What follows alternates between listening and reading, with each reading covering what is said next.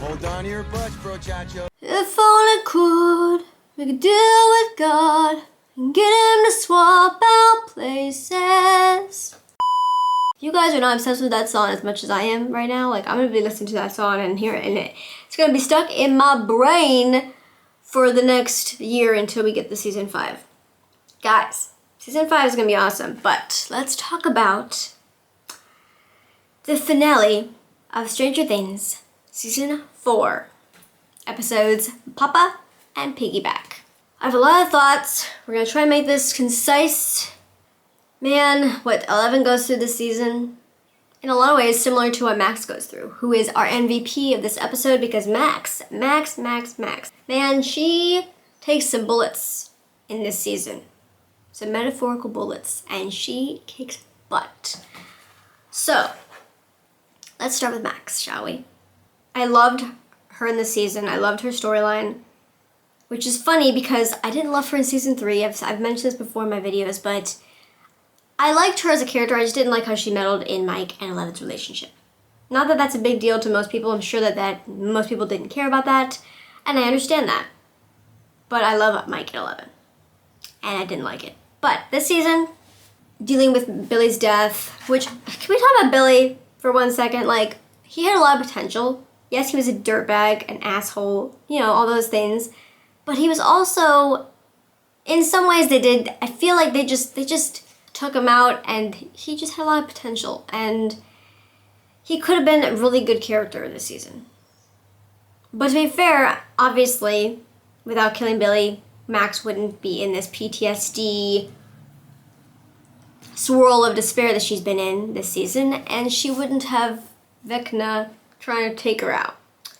And honestly, episode 3 of the season, I'm pretty sure 1 million people, including myself, would say that it was probably the best episode of the season. Definitely top 3 best. It was just so interesting, and I was so scared for Max in that episode, but I was scared for Max in the finale. Holy guacamole.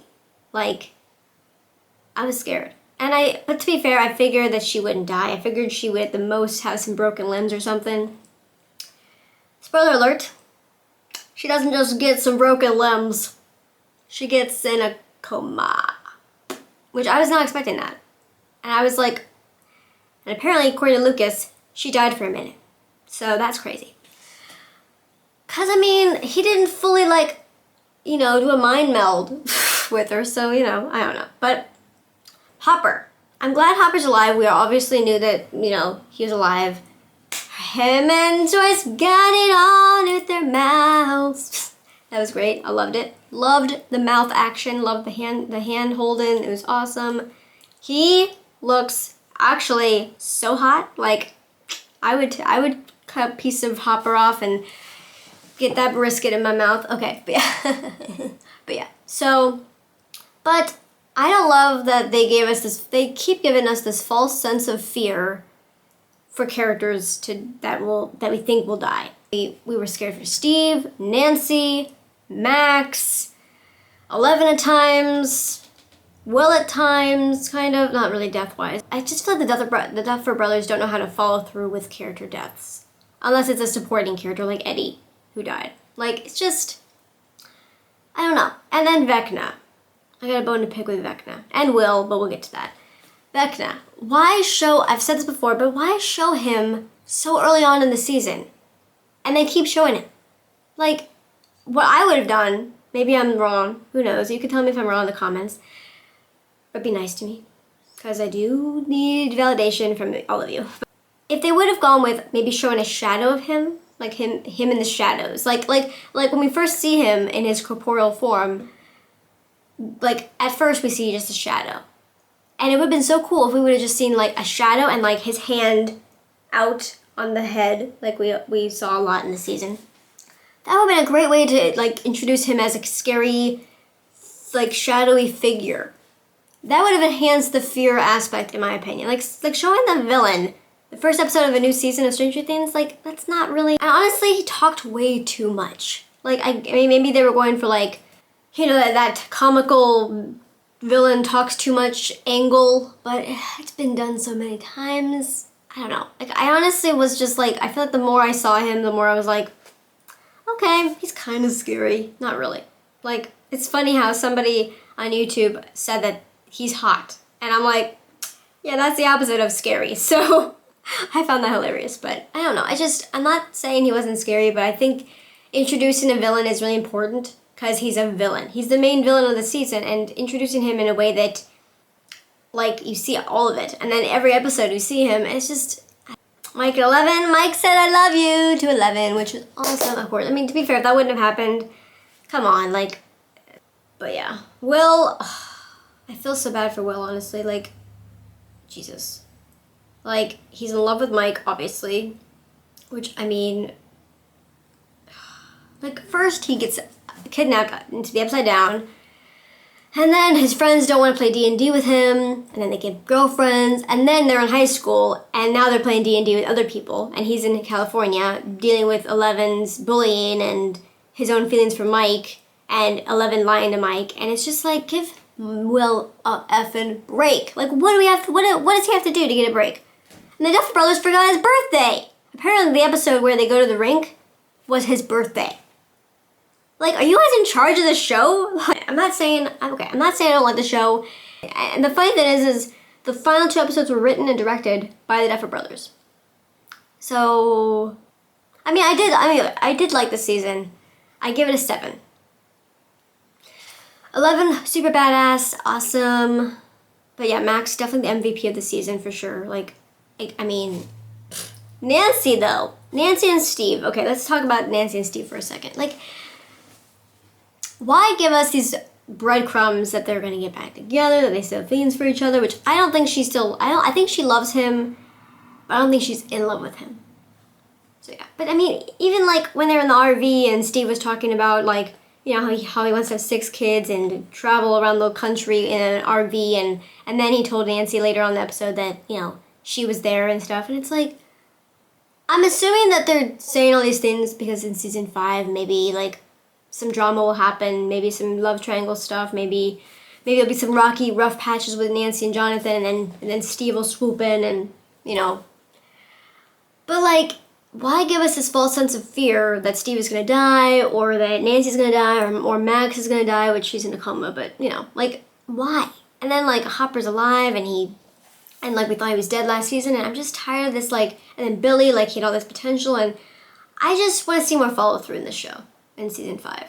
And if we don't see some actual deaths, like, at least Max is in a coma, like, I feel like if we went through all those things with Max this season, and all she had to deal with was, like, you know, maybe, I honestly thought when she said that she couldn't see or feel anything, that she was going to be paralyzed.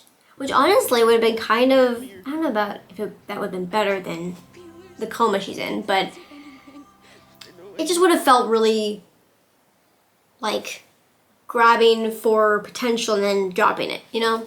Like I said, I enjoyed this season overall, and there are just some things that could have been a little bit tweaked, but each their own. But I was really nervous for Steve, for sure. I was nervous for Steve. Because they even brought up, like Robin said, like, you can die from rabies. Like, you should go to the hospital and get a rabies shot because of him getting bit by the bats. And then Eddie gets bit by bats and dies. So maybe that was, like, a foreshadowing or something. Like, we thought he was going to die from bats, but it was not Steve, it was Eddie. We saw more of the Upside Down, which was awesome. Like, that's what I wanted. And of course, next season, it looks like we're going to see a collision, I should say, of the Upside Down in our world, and that is going to be awesome. Like, the visual of that. Like, we had a lot of visual awesomeness this season, but just saying.